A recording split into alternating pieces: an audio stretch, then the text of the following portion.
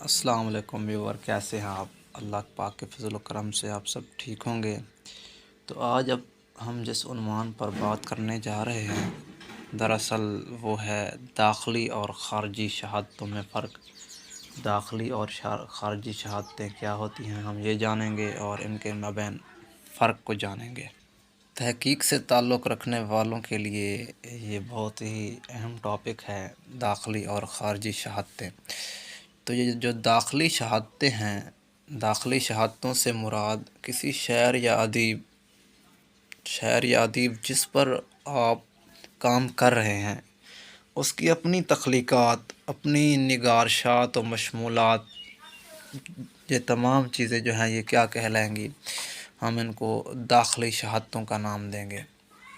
داخلی شہادتوں میں کسی مصنف کی جملہ تخلیقات جو اس نے تمام تر کتابیں تخلیق کی ہیں، ان کا جائزہ تاریخی ترتیب سے لیا جاتا ہے۔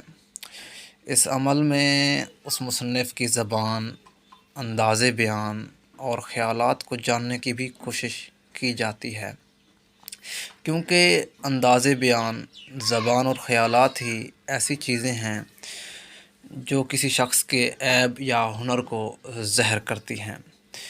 داخلی شہادتوں کی بات کی جائے تو شاعر یا ادیب جس پر آپ کام کر رہے ہیں، ایک زمانے میں وہ کس طرح کی زبان بولتا تھا، یہ دیکھا جاتا ہے۔ کیا تشبیہات و استعارات کا استعمال کرتا تھا، کون سے جذبات و خیالات اس کے دل و دماغ پر چھائے رہتے تھے، زمانے کی پسند اور ناپسند سے اس کا کس طرح تعلق تھا، کس حد تک تعلق تھا، کون سی اصناف سکون اس کو پسند تھی، کون سے موضوعات سے اس کا تعلق تھا، تمام تر باتیں اس مصنف کے کارنامے میں شامل ہو سکتی ہیں۔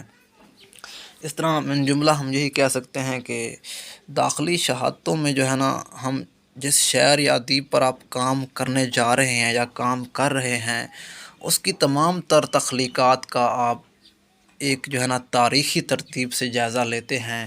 اس کی پسند ناپسند اور کس اصناف سے اس کی دلچسپی تھی، کن سے نہیں، ان تمام تر چیزوں کا ہم جو ہے نا ایک جائزہ لیتے ہیں، تو یہ ہمارے پاس داخلی شہادتوں میں آ جاتے ہیں۔